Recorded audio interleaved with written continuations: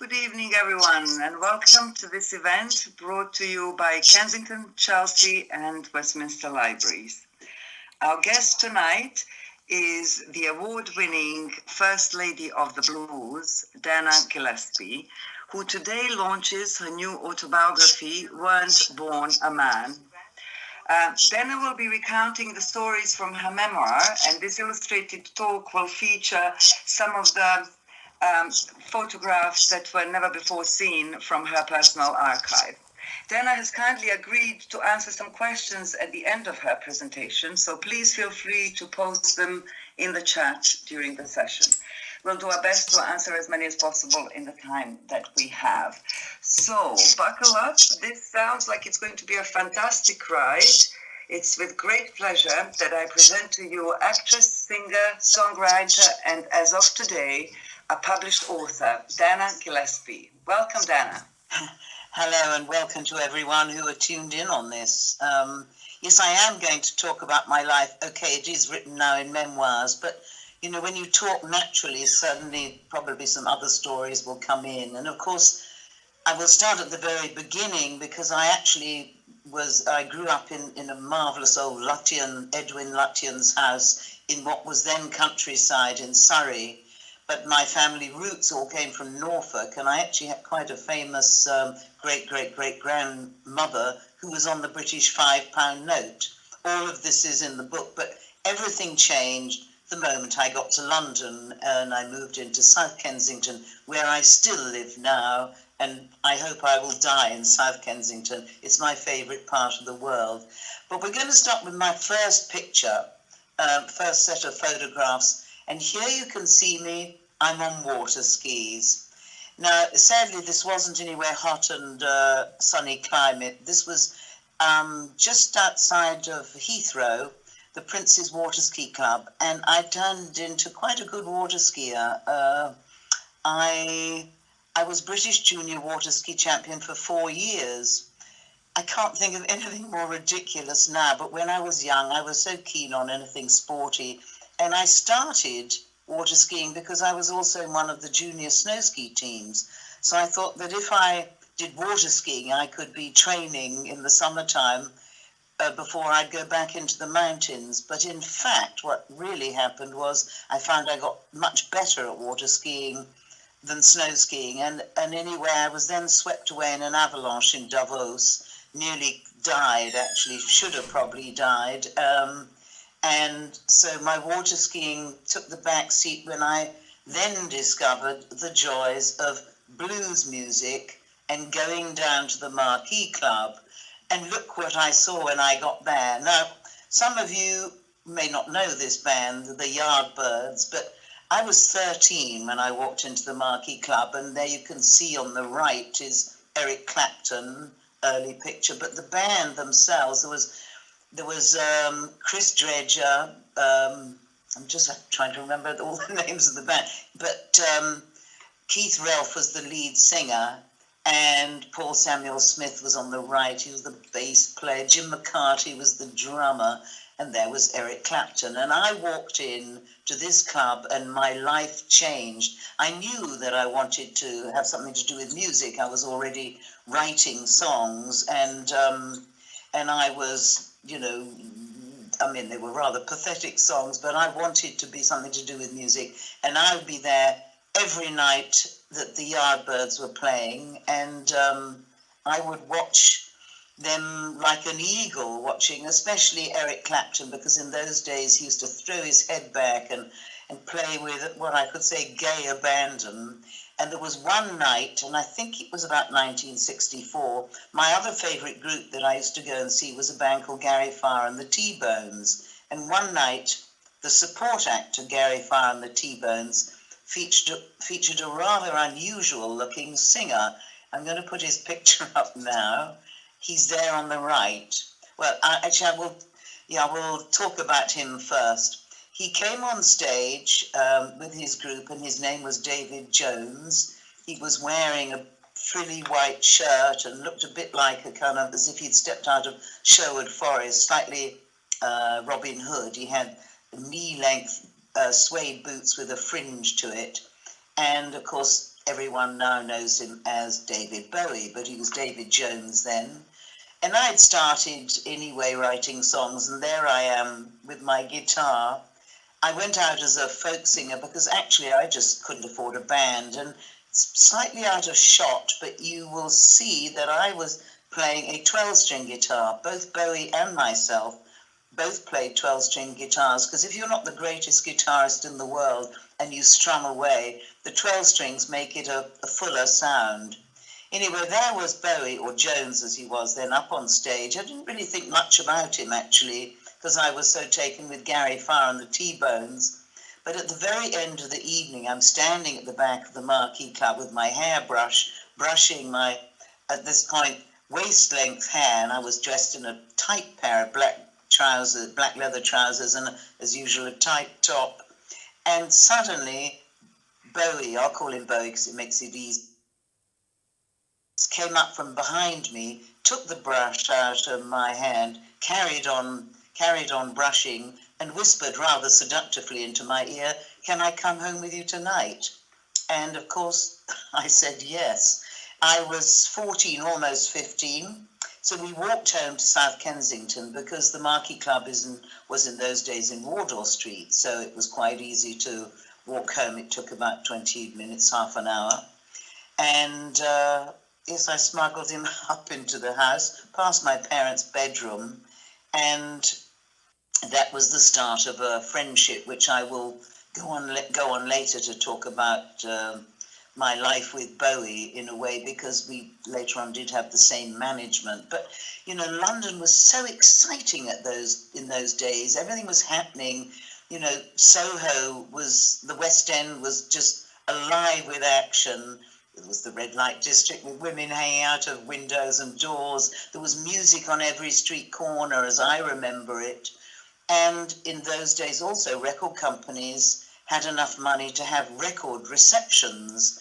So I used to know about various record receptions when something was happening. And I used to go with Bowie, still Jones then, of course, down to the television studios of Ready City Goes Live eventually, and they booked me to be on the show, which I was on for a couple of weeks. And so I was starting my career. I'd made my first single. I was signed as a songwriter, as was Bowie. I was on Decca, and he was on a subsidiary of Decca called DRAM. So he used to come around to my place, and I'd play him my songs, he'd play me some of his songs. And actually, I'm slightly jumping forward a couple of years, but there was one time when I was sitting with the very famous photographer Gerard Mankiewicz at my place, and Bowie rings up and he says, "I've just written a great song, I want to come and play it to you. I'll be there in half an hour." He was there on my doorstep, and he came in and played Space Oddity to me and Gerard Mankiewicz. Little did we realize at the time that it was going to be such an iconic song. But I'll go back to Bowie in a little while, because I was out as a folk singer, strumming my guitar. I was slightly in with the folk crowd. I was singing in folk clubs. And the man who played on my first single, which was a song called Donna Donna, was a folk singer called Donovan, and he'd had quite a bit of success in England, also strumming a guitar, going on stage wearing jeans. Now, it sounds silly now, but in those days, people didn't appear on stage or on television in jeans, and he wore a denim hat on his head. And he was the English version, so all the newspapers were saying, of Bob Dylan. Of course, the reality is Dylan and Donovan were very different, but also in those days, we have to remember that America was so far away. It was like flying to the moon. So whatever was going on in America, we could hardly get records, LPs over here by Americans unless they were imported in specially. But somehow the word had filtered back. There was somebody absolutely special called Bob Dylan. And I'd heard about a record reception that went on at the Savoy Hotel, a small reception, and my friend Sarah was stepping out with Donovan, so we went off to this reception, and that's where I first met Bob Dylan. The picture on the right, I think, is at this record reception. I'm a bit hazy, I can't really remember. I know where the picture on the left is, and I'm going to tell you about that. So I met him at the Savoy Hotel, and then he said that there was a reception going, a huge reception for CBS going on at the Dorchester Hotel, and all the CBS artists were going to be there. And then he left because he had interviews and things to do, and I was, of course, very attracted to this guy. You know, I've always liked a man who has a brain and has a heart, and I could see straight away that he was not your normal guy. So I heard about this reception, and I went with my friend Sarah, and we both said, we've got to get into this record reception. And we didn't have a pass, we didn't have tickets, and they wouldn't let us in. So I refused to be beaten by this. So instead, I went in through the very front of the Dorchester instead of the ballroom entrance at the side. And I said to Sarah, right, we have to pretend as if we own the place. And we walked in, and I saw a waiter sailing past the main hall, carrying a tray on his shoulders with some canapes on it. So I said, right, we'll follow him. And we followed him as he disappeared into a side door through a labyrinth of tunnels underneath the Dorchester. He disappeared, and I didn't know where to go next. So I just said, let's go through this door. And I opened up the door, and it was into the main hall where the huge reception was going on, and all the artists from CBS like the Byrds and Tony Bennett, they're all there. And I found myself walking down the steps, and just when I got to the bottom, there was Dylan. He saw me, he came up to me, gave me a kiss, and that's just when the photographer snapped away. And it's strange, all I can remember now is I was just so thankful that he came and saved me from, you know, potentially being thrown out by the bouncers, because I didn't have the right tickets. But once you're on Dylan's arm, then you're kind of safe. And so I went with him, well, I went with him to his hotel. That's another story. It's all in the book, by the way. But I also went to the Albert Hall where he was doing his concerts and hung out with him. And when he came back the following year, which I think was 1966, he called me up straight away. I went over to the hotel and hung out with him again. And that was the year when he was playing with an electronic band. I mean, musicians as in a rock band, and with some of the audience shouting out, "Blasphemous traitor," because they wanted him to stay a folk singer. So anyway, that's my little interlude then with Dylan. But we did team up later, and I was lucky enough to be on. He asked me to be the opening act on his tour in 1997 around Britain, which I did. So I was busy getting my music together because that's all I've ever wanted to do. People have never understood. I'm married to music. It has been my God, my lover, my answer to everything has been music. Obviously, I've had loads of guys in between, but music was always number one position in my life. So the big thing in those days was to get a record deal. I was already signed as a songwriter, and I'd done some singles, but I wanted to do LPs. So here we have my first two LPs. I was signed to Decca. There was the boss of Dick, there was a man called Dick Rowe, who was famously known for having turned down signing the Beatles. So instead he signed me up. And on the left is Foolish Seasons, my first LP. I think this must have come out in about 1967, 68. I'm very bad with years, by the way. So if you actually want accurate years, you do have to buy the memoirs. But there I am. Of course, Gerard Mankiewicz took the picture, and there I am looking hippie-ish in a caftan and a headdress, etc. And I'd written some of the songs, but the interesting thing about this album is that I had the cream of the London musicians as the studio musicians. In those days, Decca had a huge studio up near Hampstead, and on guitar was Jimmy Page, and on bass, John Paul Jones. They later went on to be Led Zeppelin. Then Jimmy Page was famous for doing all the sessions in those days. I had two guys from Manfred Mann, a huge orchestra. I mean, who can afford an orchestra with strings nowadays? But this was my first album, and strangely enough, it was never released in England. Only it came out on something called London Records, which is a subsidiary of Decca, and it came out in America. But some of the songs on this album actually had songs that the producer had slightly thrust upon me to sing, which is what they used to do with girl singers in those days. And I longed to do an album with only my own songs, which is what the picture on the right is. That is an LP called Box of Surprises, as you can see, and I'm sitting surrounded by stuffed taxidermied animals, except for my real-life Norwich Terrier called Sneezy, who was on my lap. And you probably can't see, well, maybe you can, I'm holding the hand of a man who was actually lying, I'm sitting on a coffin, and he's actually real. It was Gary Mankovich's assistant who had to get in the coffin.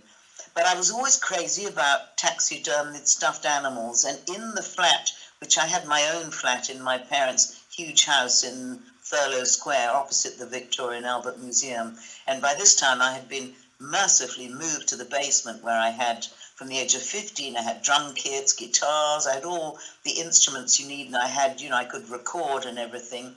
I also had loads and loads of glass cases of stuffed animals. I used to love to be around animals. I know it sounds a bit perverse, but I couldn't actually keep real animals except for my dog and 2 cats. So I had these huge cases of stuffed birds and animals, and a lot of them made it into the photograph here. So then we're going to move on to my film career. Started off, really, I did some dreadful films. The one on the left, which has Fumo di Londra, which means smoke over London, stars one of the biggest stars ever in Italy, called Alberto Sordi. Sadly, he's long since dead. But I was in this film, and it was about Italians coming to London to find the hippie trail. I can't remember anything much about the film, except that he was a huge star, and I was asked to sing, and there I am sitting in a taxi serenading poor Alberto Sordi. But if I mention in Italy that I've done a film with Alberto Sordi, people go into meltdown because he's huge. He's a mega star. But they weren't all good films. The one on the right, you can see me as usual, load of cleavage, and I suppose I'm on my 12-string guitar.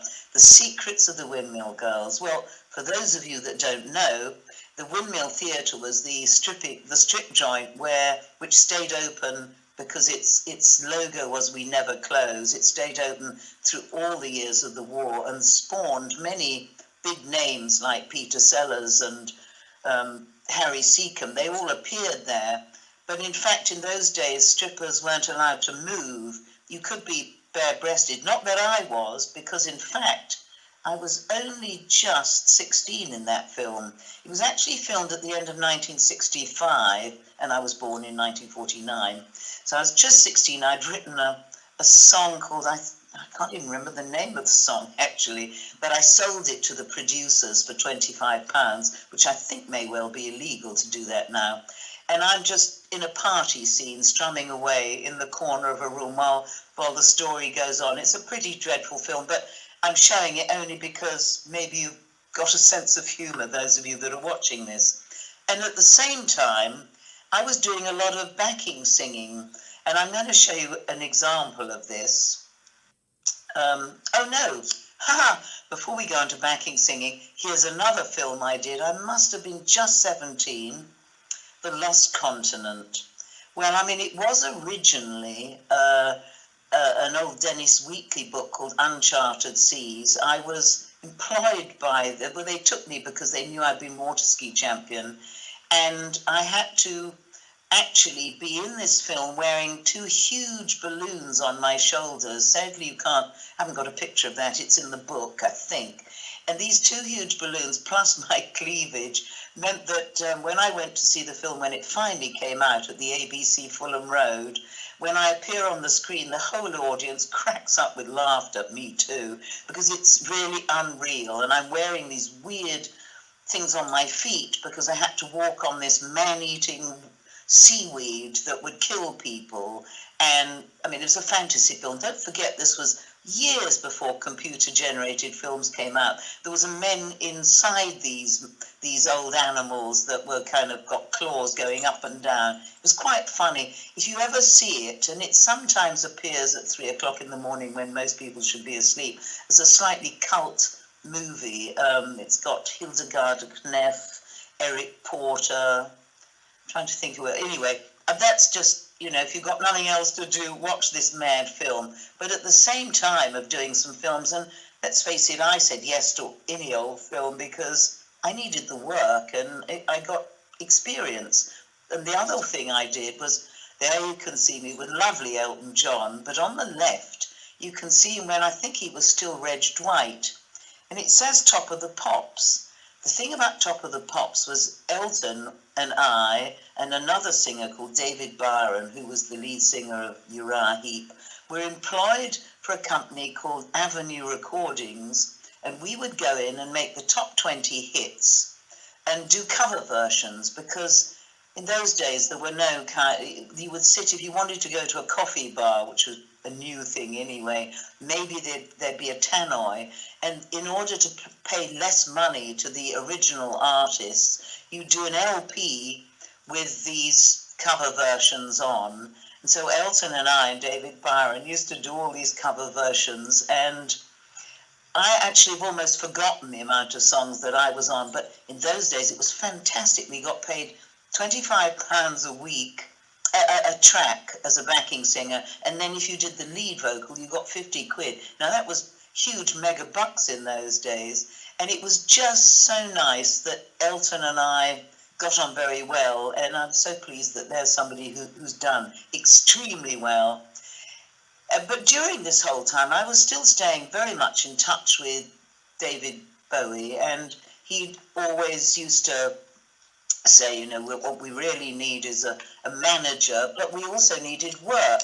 So I went and joined, I did a few out of London shows, but I went and did this thing you can see, Catch My Soul, the Rock Othello, to which Bowie and his then wife Angie came to. I think they quite enjoyed it. But Catch My Soul was the first rock opera that had ever been done. It starred a man called Jack Good, who was a white guy, so he had to black up every night. I don't think you'd be allowed to do that now, but don't forget, this is those days. I think this might have been 1970. And it was really rather groundbreaking. We were in Manchester, then we moved to the Roundhouse, and then finally landed up at the Prince of Wales Theatre, I think it was. And the man on the right is PJ Proby. Now, if you're old enough, you will remember that he had #1 hits with, one song was There's a Place Somewhere, or Maria, 2 songs from West Side Story. He always came on stage dressed as a slightly Beau Brummel type, but he suddenly got infamous because he did 2 different concerts where he split his trousers. Shock, horror. Nowadays, who would even give a damn? But in those days, they did. So while all of this was going on, and it was a great, great show, actually, because in between the real Shakespeare, as in, the real Shakespeare words, suddenly everything would burst into a rock song, and all the people on stage, myself included, who had the most outrageous costume of everyone on the stage, we all would be gyrating and dancing about. And at the same time, I was writing my songs. I'd had my 2 LPs out, and my dream was to get another record deal because I knew I had to move on from Decca Records. And here you will see me. Can't exactly remember the year. It must have been 1971, maybe. On the right, of course, is David Bowie, long hair. I'm on the left. I've obviously just come back from Mystique because I'm very brown and, as usual, bursting out of a top. And in the middle was our wonderful manager, Tony DeFries. Bowie had rung up and he'd said, listen, I think I found the man who's the perfect manager for us both.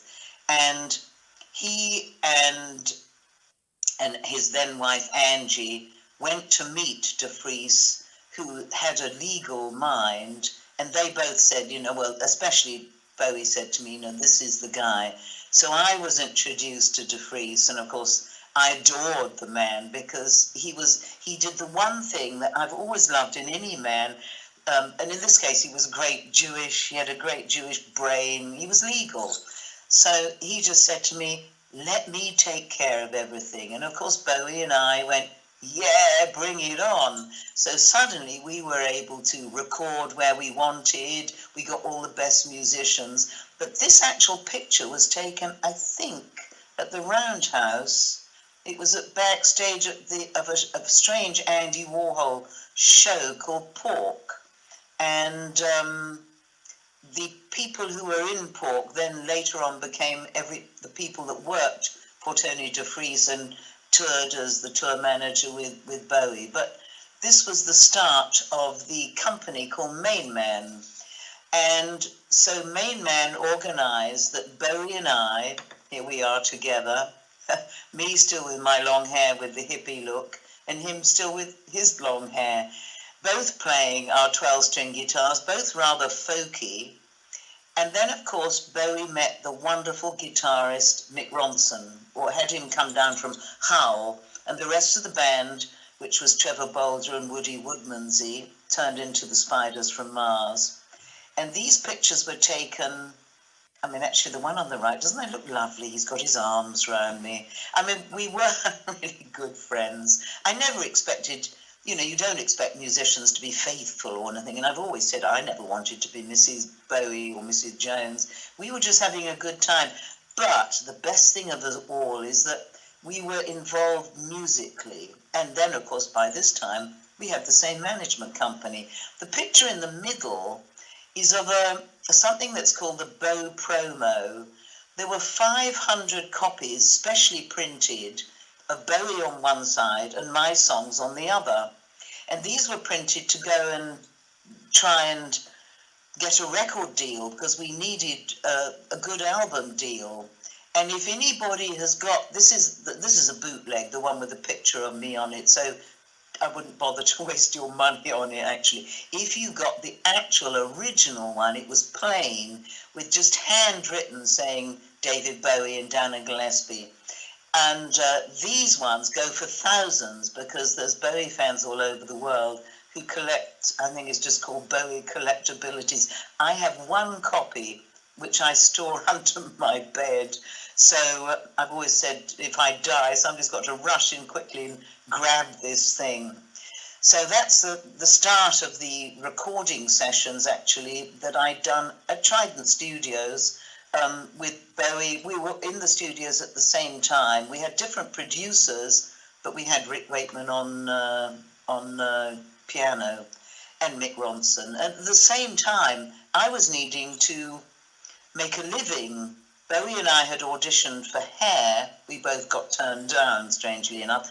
But I landed up as Mary Magdalene in Jesus Christ Superstar. It was the original first ever live show. I mean, there'd been a concert show of Jesus Christ Superstar, but I had always had this feeling that I was meant to be Mary, and that I just felt like I was Mary Magdalene. Of course, I got to sing that song, I don't know how to love him, every night for 8 shows a week for a year.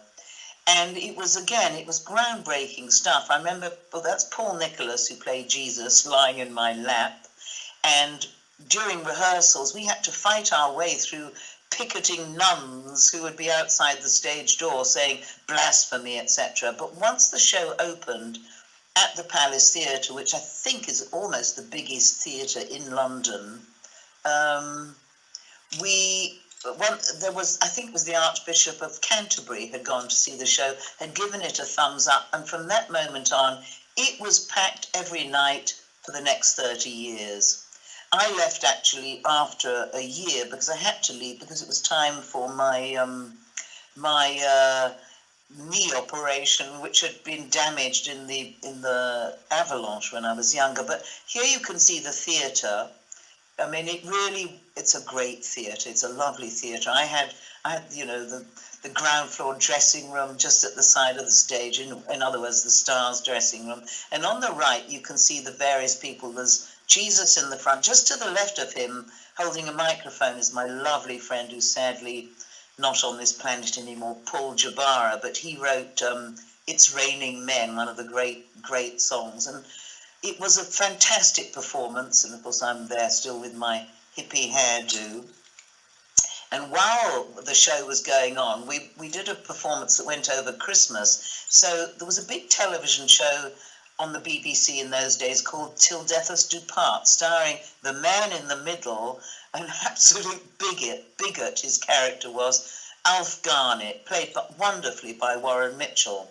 So in it, Warren Mitchell, or Alf Garnett, goes to see Jesus Christ Superstar with his wife, who he always called the silly old Moo, and his daughter, who was married to an actor called Tony Booth. Anyway, they go and see Jesus Christ Superstar, and after the show, they go into the famous Coach and Horses, the pub round the corner, where all the actors used to go in there. It's actually where, if anyone has seen that wonderful show, Geoffrey Barnard is Unwell, that Peter O'Toole starred in, that's where it was set, in the Coach and Horses. So there I am, as usual, busty, with Alf Garnett staring at my bust and Paul Nicholas as Jesus on my left. But I knew that I had to leave Superstar because it was time to go, and it was time to go actually to America. I'd finished my album, Weren't Born a Man, and here I am. Well, here are the Polaroids, actually. De Vries, who's on the left, Tony De Vries, I reiterate, the wonderful manager, because for 5 years he really looked after everyone. Bowie, there's me. Mick Ronson, for some reason, seems to be sitting on my lap. I don't know how that happened. And of course, on the right is Angie Bowie, who was also very, very instrumental in helping Bowie to get to the state, well, obviously now, but the first 5 years to get him off the planet and move him to America. De Vries and Angie were very, very instrumental in this, and De Vries gave me a Polaroid camera. Now against today's instant pictures, it's nothing, but he gave me this Polaroid, so you'll see a lot of Polaroids coming up. And here I am hanging out with the Bowies, and little Zoe, as he was known then. He then changed his name to Joey, and he's actually called Duncan Jones now, and he's a filmmaker. But we just hung out together, and of course we moved to America. But before we left, there's Angie, there's Mark Bolan. Well, Bowie and Mark Bolan were absolutely really good friends. They always used to invent some fictitious story that there was rivalry between Bolan and Bowie. There wasn't. I never saw it. They used to come round to my place when in Thurlow Square, and it would be quite often that it'd be Bowie and Bolan and Angie often sitting on the floor over my recording machine while they'd be writing songs. I even recorded some of their songs, but I'm embarrassed to say I don't know where the tape is anymore. It's probably got lost in the eons of time. So there's a lot of Polaroids that you'll see in this show presentation, and I used to write their names underneath, so that's my writing underneath the Polaroids. So let's move on. By this time, Tony De Vries had started the company called Main Man. That's the great logo. We all had T-shirts, we all had stickers. That was one of my stickers. And we all had postcards. And Tony De Vries had said, if we really want to get on in life, we have to travel through life first class. So at that time, my album, Weren't Born a Man, had come out. Whoops, there I am. Now, I've met many a man that used to say they bought this album because they loved the picture, taken, of course, by Gary Mankiewicz. And again, rather tame by today's standards, but in those days, I think I was the first girl singer to appear in stockings and a corset on the cover of an album, RCA Records. But this was exactly the same time that Bowie was on the cover of his Hunky Dory album, or was it Man Who Sold the World? Yeah, anyway, he was wearing a dress. So Main Man was quite edgy, and actually this explains why Weren't Born a Man, why my memoirs is called Weren't Born a Man, because a lot of men used to buy this album, and they told me that they used to buy it and then ask for a brown paper bag to carry it home so they wouldn't be seen clutching what might have been close to being slightly kind of too horny for them to take anywhere. But the music inside had this song, Andy Warhol, which Bowie himself had written for me. And if you listen to it, you can hear Bowie's voice, because he was my backing singer on that, and he's, of course, strumming his guitar. And then he did his version of it. And while he was kind of making great waves, I was doing Jesus Christ Superstar most nights, well, every night. So I couldn't go out and party. But there is the famous party. It was known always actually as the Last Supper.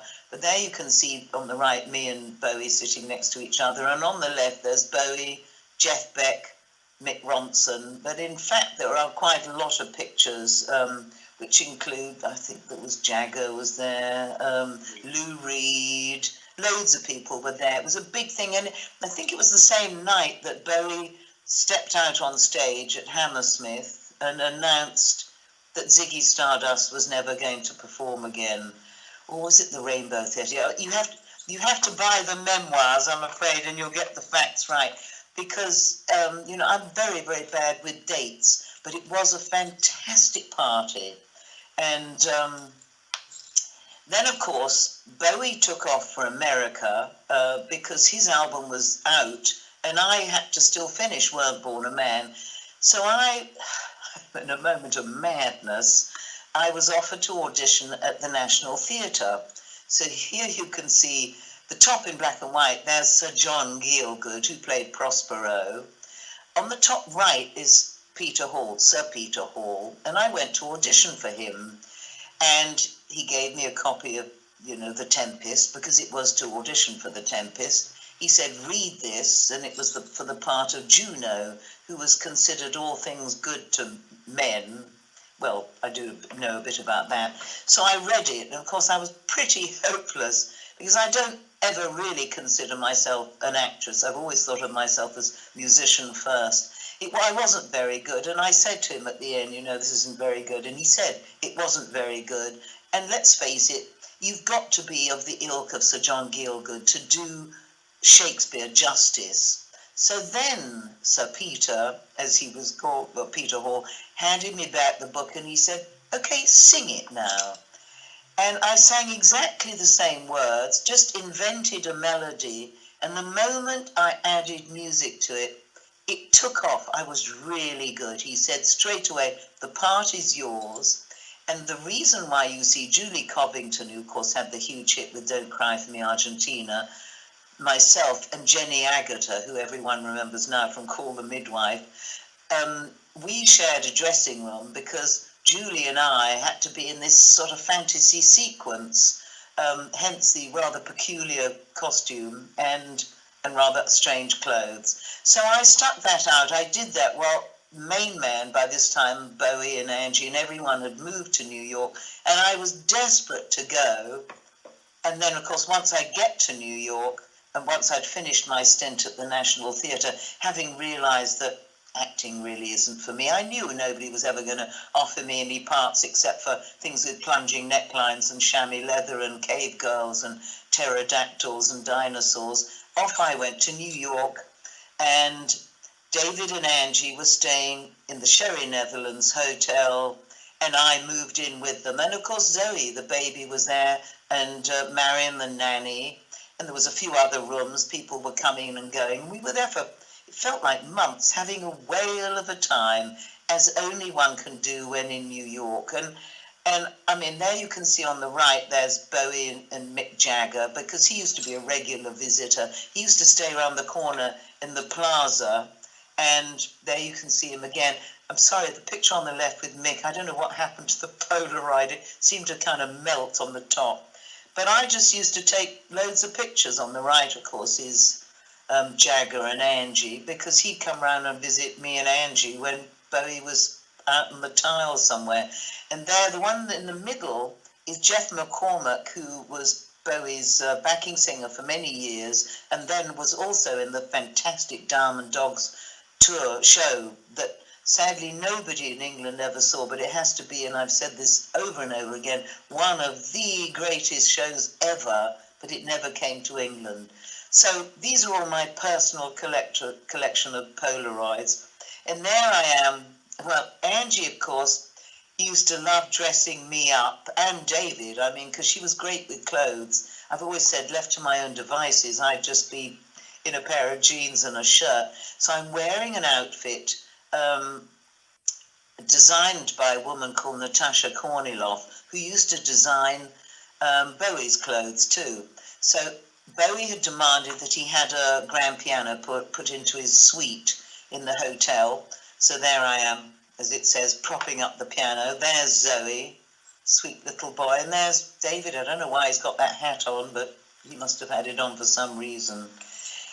And around this time too, I was flitting between London and New York.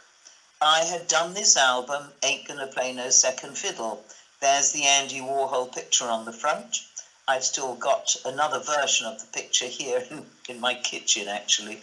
And I had a different feel for music by then. I was already getting into blues, and Ain't Gonna Play No Second Fiddle is actually an old Bessie Smith song. And although this was a Main Man and RCA production with great pictures on the back of it, again, Polaroids, and, this album, I was very pleased with this. A lot of the songs, nearly all of them, bar two of the songs, were my own compositions. So this was my fourth LP, and I suppose this came out in about 1974.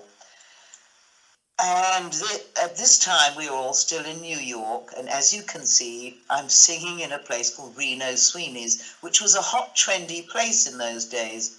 On the right, you can see myself standing face to face with Raquel Welch. For the older lot of you, you'll remember that she was a huge film star.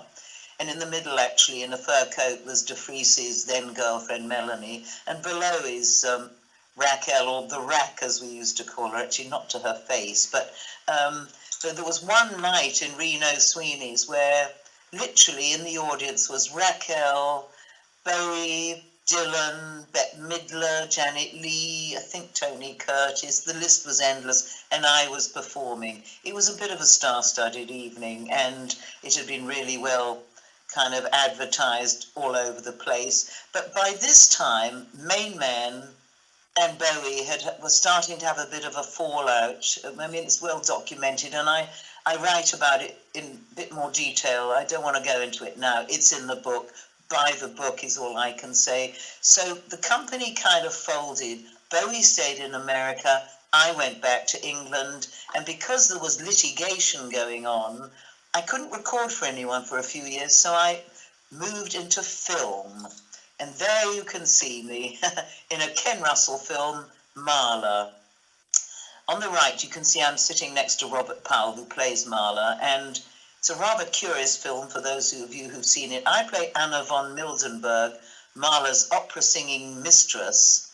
And in it, I actually get the chance to write a song for the film, which I sing. Anyway, I did quite a few films. Here's another film that I did. I did a musical as well while the litigation was going on, because I couldn't record for anyone.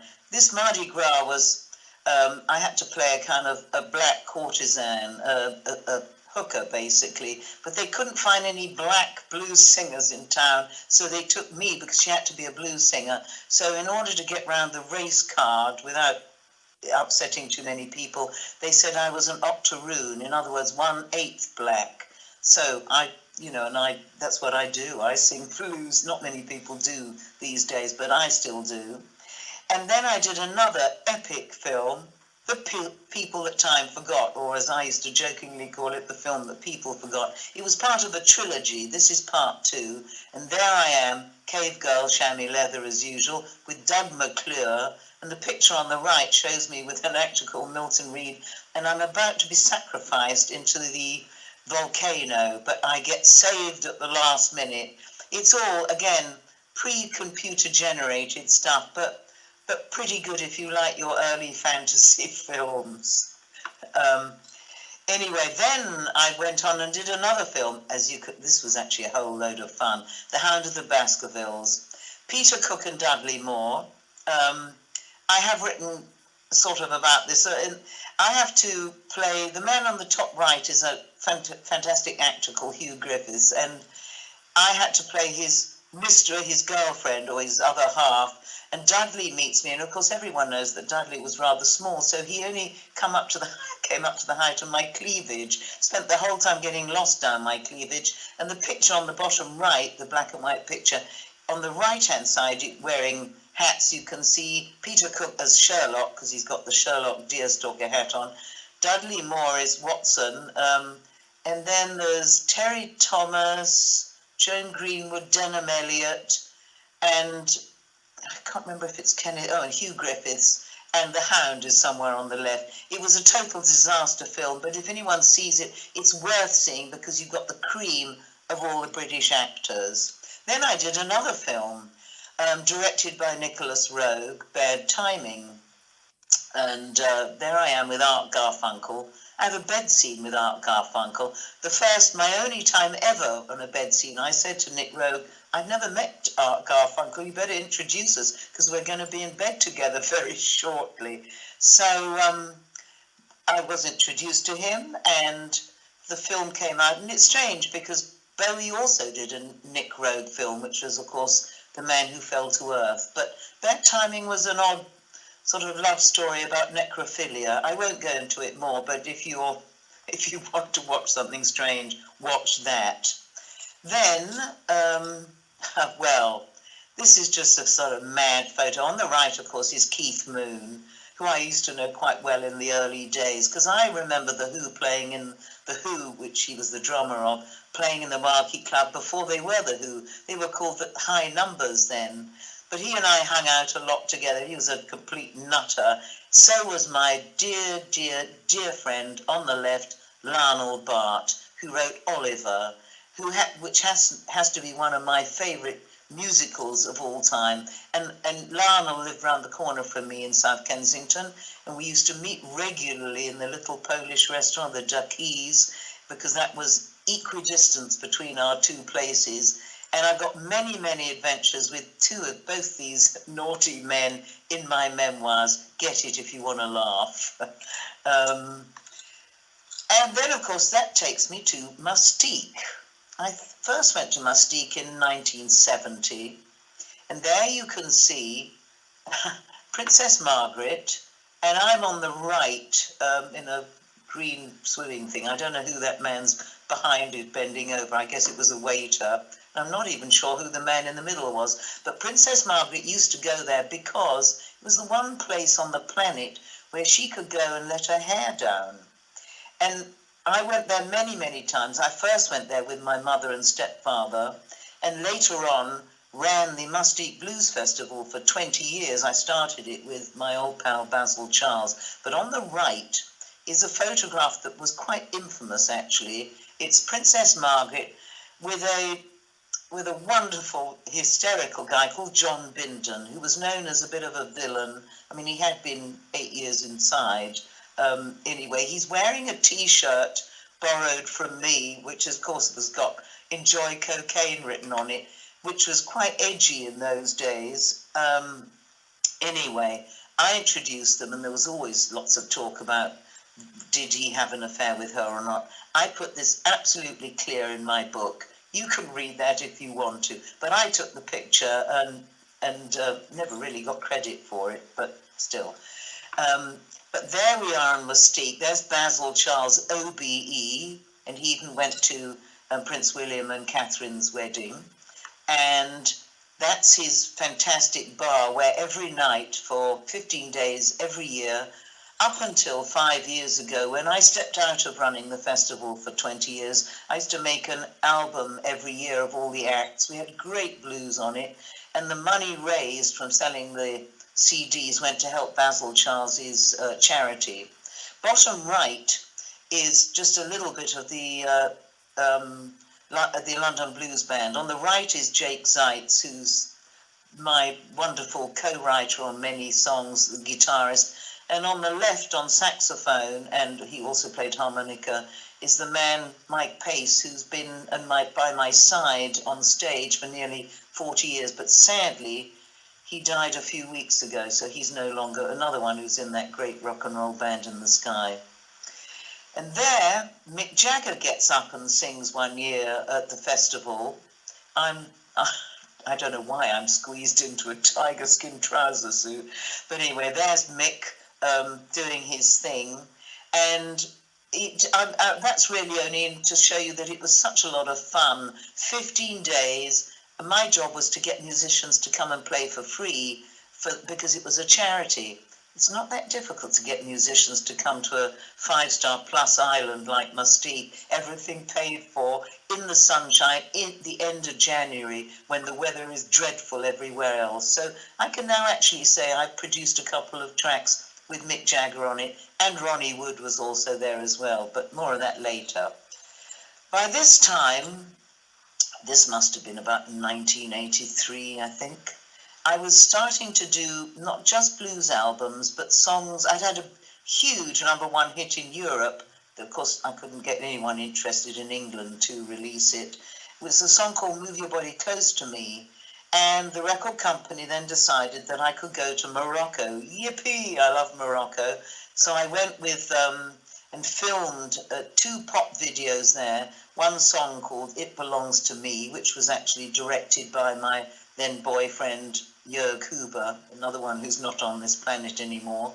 And there I am in the Palais Badi, which is in Marrakesh. I can't think what the locals thought of me, singing this other song, I'm in Danger Tonight, which we filmed in the Jnal Fna, the main square in Morocco. I've always loved Morocco. And by this time I was getting spiritual leanings. This happens to people, and I'd read a book on Sai Baba, and Satya Sai Baba is the greatest teacher that had been in India. I mean, this was about 40 years I read the book, and I decided to go and see what on earth was happening. 3 weeks later, I'd leapt on a plane expecting him to say, I've been waiting for you, and let me, here you are, the chosen one. And he actually ignored me for 12 years. But after 12 years of me coming and sitting silently, for his 70th birthday, Sai Baba asked if I would come and sing, and I sang in a stadium, which was, well, you can see that's the 80th birthday actually, and there's Sai Baba, and he sometimes used to wear white at his birthday, but there would be nearly 1 million people there. I mean, you have no idea what it's like to sing in front of nearly 1 million people. It was massive, and I was so lucky. He'd asked me to sing nearly every year from his 70th birthday till his 85th, and or maybe later. As I said, I'm very bad on years, except for 2 years when I was ill, so I couldn't make it. But this year, 2019 is the first year when I haven't been to India because of the virus going on. But normally I would be singing in India. And it means I've also made about 10 albums in Sanskrit, which I learnt over there. It's a type of song called bhajans. And I've got to say that if anyone says to me, what has been the biggest influence in your life, apart from my parents, it's got to be Sai Baba, who completely put me on the right track of life. And, okay, we're on to, here's just some happy snaps. Top left is Ronnie Wood, who I've known since 1964, actually, with bending over my friend Jörg Huber, the famous artist. The one in the middle, where I've got an orange and thing round scarf, I'm there with Donald Fagen from Steely Dan, taken in Mustique. The one top right is me with one of the best drummers ever, Richie Hayward, another one who's playing in that blues band in the sky, but he played in a band called Little Feat. Bottom left is Roger Daltrey from The Who, because I was in a version of Tommy. I played the Acid Queen, which was a lot of fun. The one in the middle was a girls' concert, which is Bonnie Tyler on the right, Chaka Khan in the middle, and me on the left. And the bottom right picture is me with Jimmy Page, because Jimmy Page and Robert Plant came to visit me in 1980 when I was doing a stage show in Vienna. I was doing a lot of work in Vienna then, but at the same time, I also had the London Blues Band. So here you can see me with the London Blues Band on stage at the wonderful 606 Club in Chelsea, which is a place I still play quite often. I'm going to give my band a name check because the London Blues Band has to be the best on the planet. You've got Dino Baptiste on piano, on keyboards, Jake Zeitz on guitar. The back is Jeff Walker on bass. The drummer is Evan Jenkins, and of course there on the left on saxophone is Mike Pace, who is no longer with us. So these are wonderful guys.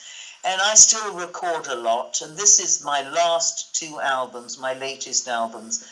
My 70th album is, or is it my 69th album? I'm getting confused. 69th or 70th is Under My Bed, which I did with the London Blues Band. And I'm really pleased about that. Sadly, we were about to go out and do loads of promo and live gigs to perform with it, but of course, you know, circumstances closed concerts down. And the one on the left is with an Austrian band, Al Cook.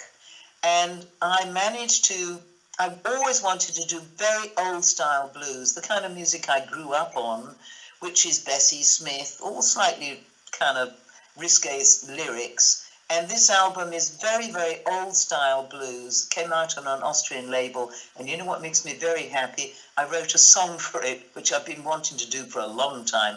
It's called FCK Blues. And the reason I called it FCK Blues is because the punchline of the chorus is FCK Blues, the only thing that's missing is you. Well, I thought it was quite funny. You've got to have a sense of humour in blues, by the way. If you don't have a sense of humour, don't bother to listen to this music. So here I am on my front doorstep with my guitar case, and if you move in closer, you might be able to see some of the stickers and everything. And because I used to travel a lot with my guitar, now I tend to play piano much more. But anyway, so this is me at home, and the address on the right is to do with the book, Weren't Born a Man. Now, if you order on Amazon, you can actually get to see it. You know, here I'm actually with the postcard. I'm all specially signed, which has gone into the version that you can buy, and more unseen pictures. I don't know if you can actually see this. Well, it's actually, you go in on something, on the publisher's name, which is Hawksmoor Publishing, and they'll send it to you. But I guess Amazon, I don't know. I'm so old-fashioned, I've never ordered anything online because I don't do anything like that. I leave that for the rest of the world. But if you've enjoyed this little talk and you want to know more, then please go into Hawksmoor and you'll get some great stories, I think. I think that may well be it. Oh, yes, you've got questions and answers. So I'm ready to answer anything. Hit me with them. Dana, that's so interesting. We have a lot of questions. Oh, gosh. That have come through. So Paul Johnson. Nina, can I just Yes. stop a moment? You've got a bit of an echo, so I don't know whether it might be... Have I got an echo? Anybody? No. No, could you ask questions then? Might be better. Sorry about that. Excellent. But Go ahead. might switch your mic off. Sorry, Nina. All of this techno stuff. Sorry. Okay, there's a lot of questions, so we'll try and get through some. I've got a bit of an echo, but we'll do our best. It doesn't sound, neither of you sounded bad to me here, so maybe it's just what you hear, and maybe... Could be. I'll ask a couple, and then we'll transfer to Nina, just in case one of us is working and one of us isn't. Apologies to people out there. Paul Johnston from Dunfermline. Do you have any regrets in life? None whatsoever. What's the point in regretting? Past is past. I live in the now because it's the best place to be. These days, nobody can make any plans. No, I don't regret. And if anything ever looks in my book, I was asked this today by an interviewer, actually, what I would maybe think about some perhaps dubious choices that I might have made. I've always felt that I've learnt the most from my mistakes. I don't regret anything. And I had a ball. I had a whale of a time. No regrets at all. Non, je ne regrette rien. That's fabulous. Colin Pritchard, Was Keith Moon as mad as the stories make out? Yes, he was. There's a few pages on him in my book, so yes, he was. I mean, probably not helped by the amount of pills he took, but that's just how he was. He was mad on stage. If you see any old film footage of how he played drums, and I used to be a drummer. I've always had a soft spot for drummers, actually. He played like he had 10 arms and was going bonkers. He was like that on stage and off. Were you in a production of The Black Mikado at the Oxford Playhouse in the 70s? No. Yeah, that's a slightly odd one, but never mind. Bari says, I know you attended the funeral of Mark Bolan, but did you have any interaction with him during 1977 at all? I had a lot of interaction with Mark Bolan because actually his manager also was a very good friend, Tony Howard. I can't tell you what years I had interaction with him, but we were just friends. And the funeral was quite touching, actually, because, I mentioned this in the book about how he'd given me a minivan, a van, because I've always loved vans. And he knew I didn't have a car, and he said, no, I don't want to drive a Mini because I might die in a Mini. And it's weird, he did die in a Mini, and every time I drive over, which isn't that often, but the bridge in Barnes, where he died, you can still see some flowers sort of pinned there. The funeral was quite sad, I sat in a pew, if that's the right word, right behind Rod Stewart, and Bowie was literally in front of me, and the silence in that place was broken by a terrible wail, a howl of anguish as the coffin was brought in before it went on the flames. And all the fans outside all had mascara running down their faces because, he'd gone. He was a lovely guy, fabulous guy, Mark. Yeah, so young. Achincha, I'm probably not pronouncing that right, has said, hi Dana, can you tell more about life in the ashram in India and how you managed to organise such huge concerts in such a rural village? Oh, that must be Achincha. Well, I never really organised things. When one plays for Sai Baba, it's somehow organised for you. Nobody was more surprised than me that Sai Baba would ask me to go and sing blues over there. But he once said that blues is very spiritual music, and it's very true. Anything that comes from the heart has to be good, and that was one of the main teachings of Sai Baba is that live your life real. Don't try and pretend to be somebody else. And okay, I have sung some of the bhajans, the Sanskrit music in front of Sai Baba, in front of the thousands and thousands and thousands. But he always really liked me to do my Western music because I'm able to get his messages of love across to people that wouldn't normally hear it. I've always said, if I go out and talk about Sai Baba, I preach to the perverted, not the converted, because they already know the teachings about him.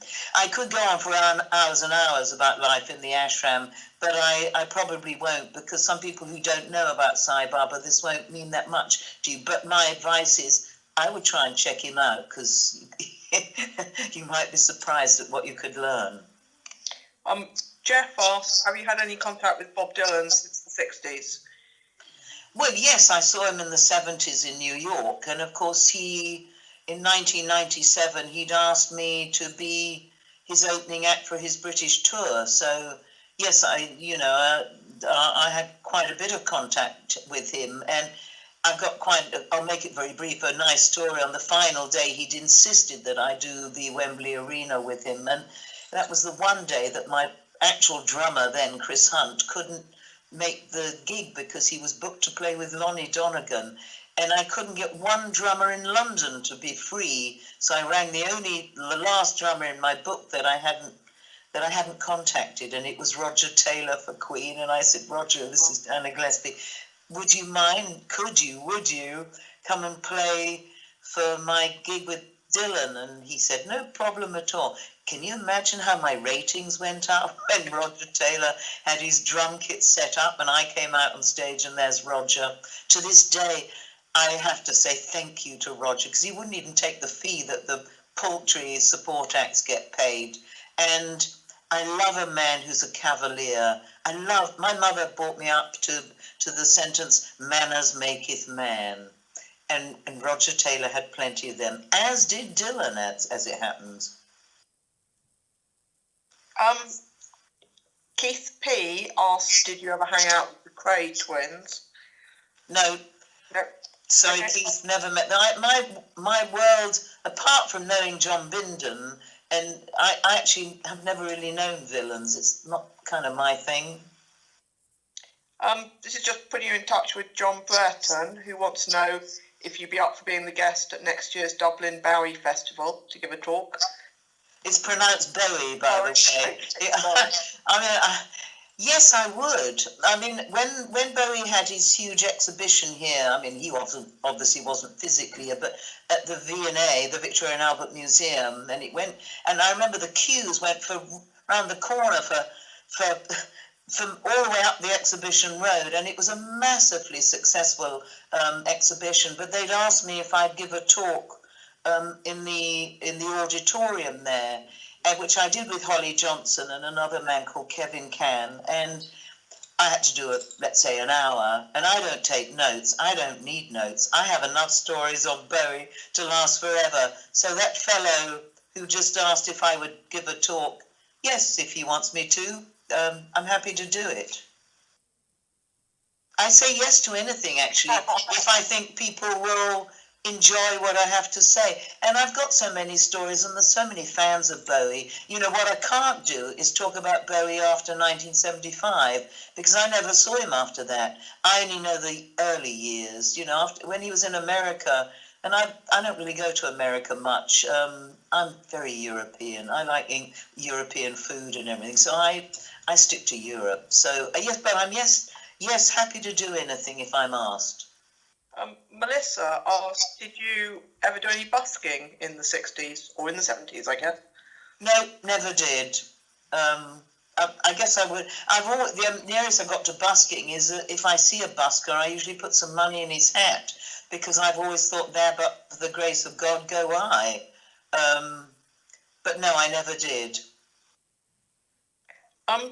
So I guess we probably ought to be wrapping up pretty soon, but Sissy has asked, long-standing connection to Vienna, are they covered in the book? Yes, there is, because I ended up doing a play for My Zetterling in 1980, and I stayed on. I was there for a long time, first of all because of my friendship with the wonderful artist Jörg Huber, but I sang for 3 years on and off with the Mojo Blues Band, who are very famous over there. And even now, since 1983, I've made albums and do concerts all the time with a fantastic boogie-woogie pianist called Joachim Palden and his trio. So I'm nearly always, well, I was, except for last year when nobody was going anywhere. I was always doing concerts over in Vienna. I have a big love of Vienna, and I speak German, thanks to going there so often. And I hope I'm meant to be going back to sing in a great place called Jazzland in March, but who knows? You can't make plans any longer. There's a couple of people, both Todd and Brian, basically asking the same question. How are you spending time in this lockdown madness? Oh, I had a great time. The moment I knew about the lockdown, first of all, I went for an hour and a half walk every morning at 5:30 in the morning just to watch the dawn round Hyde Park, and I realised how much I actually love this city and what a great park it is. Because for 30 years I've been a swimmer every morning. There's a swimming pool around the corner from me, but I can't swim because the pools are closed. So I did a walk. Plus, I was able to work with David Shasha, who's my co-author on so much of this book was put together chronologically, because I can't remember dates or years or anything. So we worked on finishing the book. That took the whole of the summer. Plus, I wrote with Jake Zeitz, my co-songwriter, for this new album, Deep Pockets, which was recorded in the summer. Plus, I finished all the lyrics for another new album, which I worked with a man called Nick Hogarth, and I'm in the studios now working on them. So I've been pretty busy, actually. And I don't mind lockdown. I'm a bit of a loner. You know, I live alone. I mean, I would love to have a pussycat in the house, but you know, so lockdown was no hardship for me. And as long as I can go out walking, and I don't see anyone at 5:30 in the morning because nobody else bothers to get up that early. Okay, I guess a couple more questions if you don't mind, because we're slightly behind. Chris says, given you trained as a drummer and a musician, have you considered being a record producer? I've produced many albums. First of all, I produced all the albums from the Mystique thing, and all the blues albums I do. Well, I can say producer, but of course, the answer all lies in the mixing. And I'm really lucky to work with a guy called Dominic Brett, who has a studios called Wolf Studios. And I think it's about 38 years I've sat next to this man while he touches the machinery, but the production goes on. But when you're lucky enough that you're sitting next to somebody whose judgment and taste you judge, often I don't have to say anything. I mean, occasionally we have some comments with each other, but when you're in tune with each other, then as long as I have a great team around me, and the team is, in this case, him for mixing and everything, yeah, I love producing. I would be happy to produce other people too, but these days everyone tends to do everything themselves. But I've produced far too many albums. I can't even remember the amount now. I've released, though, 71 albums, so that's how much I know about being in studios. I live in studios. It's where I could put down roots in studios. I think if we finish, before I hand back to Nina, on a couple of questions from Jennifer. Okay. Who's your favourite singer and composer, and what are you planning next?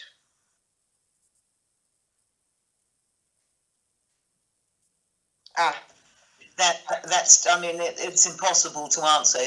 I mean, I long to be on Desert Island Discs just so that I could actually could choose 8 songs and things. And my next project, well, I need to finish these 2 albums, Deep Pockets and Smooth Seas. They've got to be mixed and finished, which they will be, I hope, by the end of February.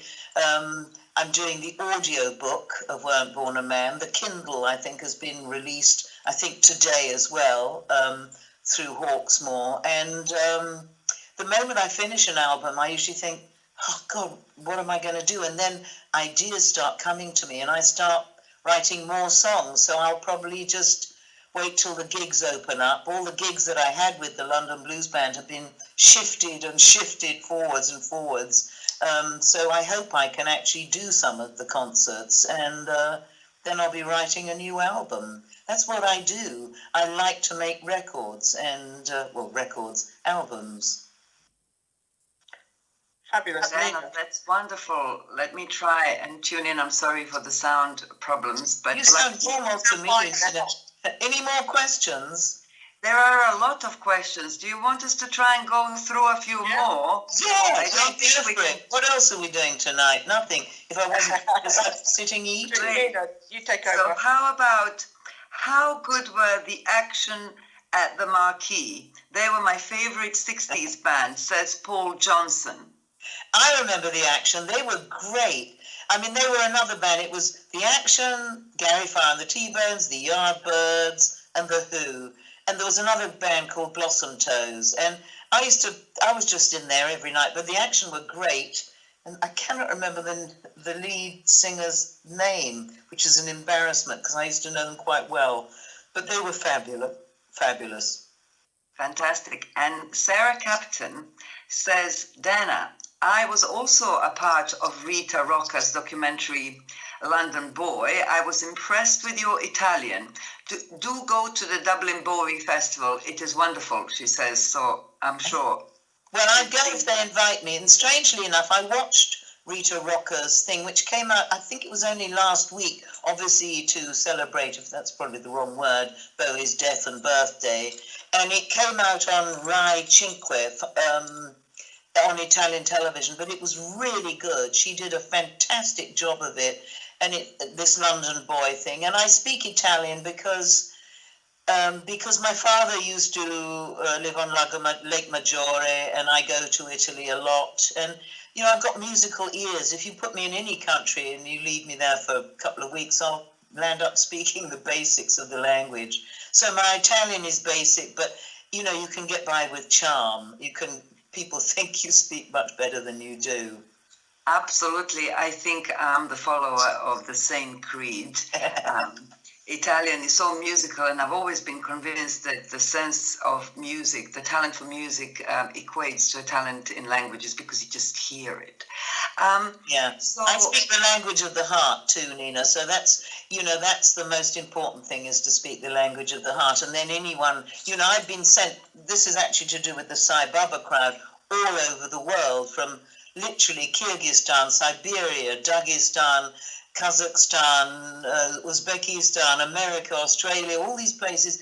And I speak to, well, obviously not America and Australia, but I speak in these countries, and I have translators actually with me, but people respond to the language of the heart. So that's the most important language to speak. Thank you. That's wonderful. I fully agree. Can we... Oubliette would like to know, did you see Lazarus, the Bowie musical? And if so, what did you think of it? Was that the one that was showing in England soon after? The last album that came out a couple of days before his death, yeah, I think. Well, I went to see the show when it was at, where was it? Oh, the show, yeah. It was at King's Cross, and the reason I went actually is I work sometimes with a piano player called Matt Guest, who was one of the keyboard players in it, and so I went to see it, and I thought it was quite impressive, I must say. In a way, I mean, there's lots of tracks of Bowie that I've liked, but I was so connected with him in the early years that the later stuff I don't really sit and listen to. Well, I don't really sit and listen to Bowie stuff because of being so close to the early years. So it's songs from, before, from Ziggy Stardust backwards, that I have more of a connection with. I see. So a couple of people have questions like, what is your funniest memory with Bowie? What is your last memory of time spent with Bowie? Funny. When I think about Bowie, I'm not actually thinking about a barrel of laughs, actually. Although we did laugh a lot. I mean, especially in the early days, and I'm talking about the 60s, just hanging out when he had his... I suppose the funny thing actually was when he did stay the night, which I've mentioned this, when I was 14 or something, and I had to introduce him to my parents the next morning, and they shook hands with him, and when he walked off, my father said, I thought it was a girl. I thought you'd had a girl staying the night in your bed. Well, anyway, it was Bowie, and he used to come and pick me up from school and carry my ballet shoes. I don't know, that funny is not really... I can't think of any rib-tickling episodes with him, but he was a lot of fun to be with. I never had hassles with him because, I wasn't married to him for a start, which made life a whole lot easier. What was the other bit of the question? We can go, I think people wanted to know what was your last memory, what was your happiest memory with him, but I suppose... last memory, I could say probably was really at the end of the Diamond Dogs tour. We all went back to New York, and by this time he was pretty wasted and tired and thin and wired, and, he just... Thin White Duke, was it? Yes, exactly, Thin White Duke times. And then once I came back to England, I never saw him again. But I've always known, a lot of the people that I've known who became really, really famous... Years can go by and I don't see them, and if I suddenly bump into them, whether it's Jagger or Jimmy Page or whatever, it's as if time has not, has stood still. You carry on where you met them last time. I have never thought of all these people I've never thought of as global stars. They were just my pals who I met along the way. I must say, you depict that time in London with beautiful panache and colour, and I can just imagine this swinging London of the 60s where everything's possible. I mean, yes. It still is a very exciting, vibrant city, maybe not in the COVID situation, but that is something that you think It's a wonderful time to have been alive. You were really lucky to have lived through such rich experiences. So this far, it's been very exciting. Somebody wants to know, are you planning any more books? I wanted to know, how was it for you expressing yourself in words? Because you obviously are very good at expressing yourself through music, through dance. Okay, you said through film, not so in your own estimate. But how was it writing the book? Well, it had its moments. I mean, I started it about 8 years ago, and it went through various different versions. I think there's enough stories actually to do volume 2, because there were so many stories that had to be cut out. The publisher, who was kind of editing a bit, James, he said, if I don't take out some of the stories, people are going to lose the will to live, because they won't be able to pick up the book. It'll be physically heavy. Because you can't make a book far too long. So that does leave the option open for volume 2, but it's a bit soon to do it. I mean, writing it, I'm not very good with techno stuff. So, I mean, I use a computer like a typewriter. So it was very difficult for me to find dates and facts and everything, which was where, of course, David Shasha came in, so invaluable. Because if I would say, I think I was vaguely doing something at a gig in, let's say, in 1973, and he immediately would know, no, you were there or you weren't there, because I can't remember these things. I think I was probably having too much of a good time. So it was nice to have a little bit of assistance there. The actual physical typing, I'm slow, I'm a 2-finger typer. I'm very impressed when I see young people who are able to send messages on their mobile telephones with their thumbs. I just stick one finger on it and pray that something's going to work. Well done. Francesco Donadio wants to know, which year did you support Dylan? He didn't catch that bit in your I think it was 1997. I think it was 1997. Again, I'm very hazy. That's why if people want to know these things, they've got to get the book, because all the facts are actually more correct than if you sit and ask me them. I just know what it was like to be on tour with him. What an honour. What a joy to be on tour with Dylan, and for him to say how much he liked my songwriting. I mean, he's a Nobel Prize winner, after all. I mean, how many Nobel Prize winners can you find yourself on stage with? And the rest. The rest. Yes. Exactly. So somebody says, hi from Vienna, Michael, front desk.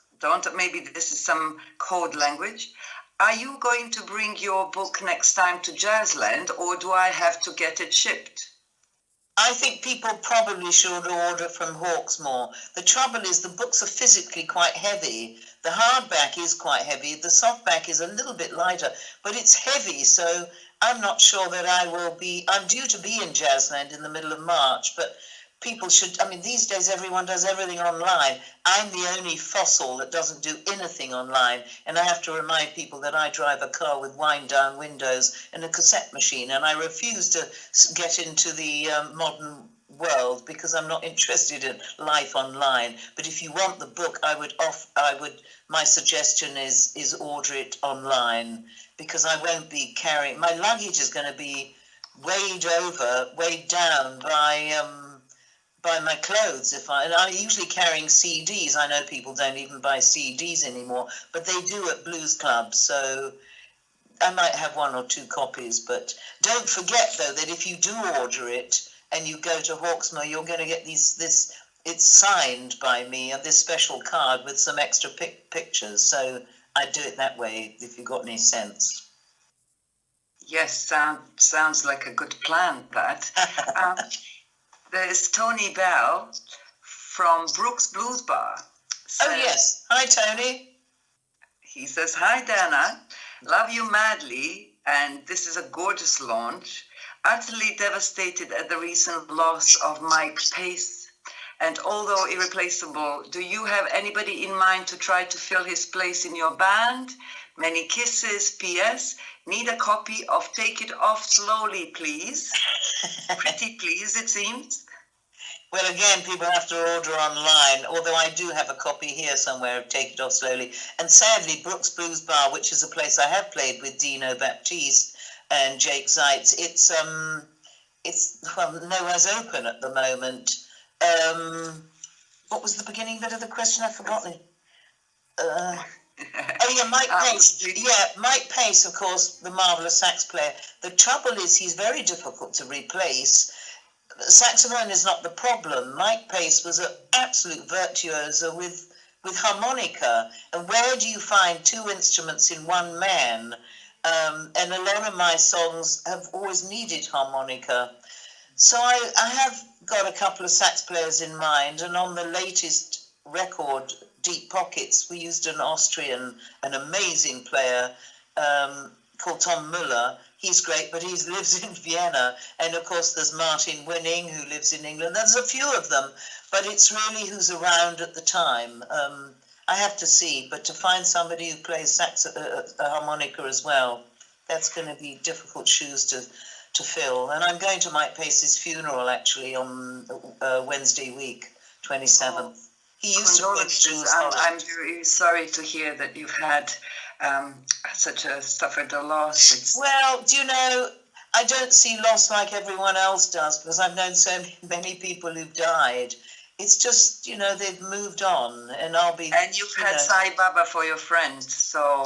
Yes, Sai Baba has really taught me the best way to look at death, because it's a blink of an eye. You know, obviously I'm going to miss Mike Pace and, you know, on stage, but he played on so many albums that he's with me, you know, forever. And my whole band came with me and played in India at Sai Baba's birthdays. So, you know, I'm connected. So I don't see death like most other people do. And I've always said that my father always used to say to me, if you got a choice between going to a wedding or a funeral, go to the funeral, because at least you'll know the outcome. Let's face it, how many people do you know have got married and they're divorced within 5 years? So I don't view death as so terrible. Fantastic. You have offers coming in. There's Todd Sharpville, who says, Dana, will you join me for an interview and musical guest appearance with my band at my new recording broadcasting facility in Camden? It would be lovely to catch up properly. It's been far too long. We start filming at the beginning of February, so sending you much love. So well, I'm around, but I'm in the studios actually, you know, singing and mixing and whatever for the next few weeks. But yeah, okay, it's a bit naughty. They want to get me. Sorry, I don't think anyone's allowed to travel anywhere at this moment in time, though. I don't know. Exactly. There were a couple of questions relating to that, how you're coping with COVID. Does writing your book now, being engrossed in publicizing it at the moment, does that help?